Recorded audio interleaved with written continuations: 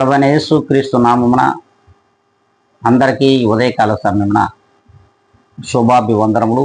మీకందరికీ కూడా శుభములు కలుగునుగాక. ఆమేన్. ఈ దినం దేవుడు యొక్క గొప్ప వాగ్దానము, అది 108వ కీర్తన 12వ లేఖనమును మనం చదువుకుందాం. మనుషుల సహాయము వ్యర్థము,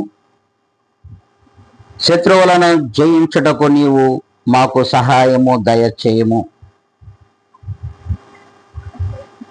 నిజముగా ఈ లోకములో మనుషుల యొక్క సహాయము అస్సలు వ్యర్థం. అట్టి సహాయము ఎందుకు కూడా పనికిరాదు. దేవుని యొక్క సహాయము కొరకు ఆయన యొక్క దయను పొందుకొని మరి ఈ లోకములో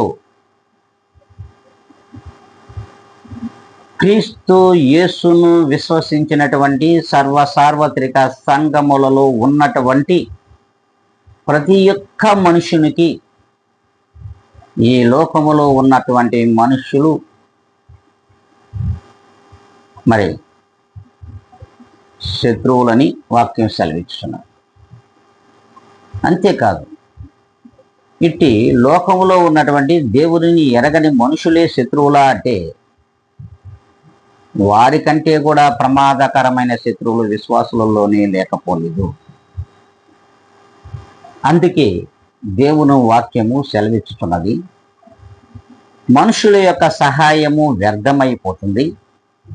అయితే మన శత్రువులను మనము జయించడానికి దేవుడు మాత్రమే సహాయమును దయచేయగలడు. అట్టి మన శత్రువులు ఈ లోకములో ఎవరు ఉన్నా సరే, దేవుని యందు నిలకడగలిగినటువంటి విశ్వాసము చేత ప్రార్థనలో నీవు ఉండగలిగితే ఖచ్చితంగా నీ శత్రువులను నీ ద్వారా దేవుడే జయింపచేస్తాడు. ఇట్టి జయమును మనకును సార్వత్రిక సంఘములలో విశ్వాసులకును దేవుడు దయచేయునుగాక. ఆమేన్. ప్రార్థన చేసుకుందాం. పరిశుద్ధుడా, ప్రేమ నమ్మకము కలిగిన మా గొప్ప ఘనమైన తండ్రి, నీవిచ్చిన ఈ గొప్ప వాగ్దానమును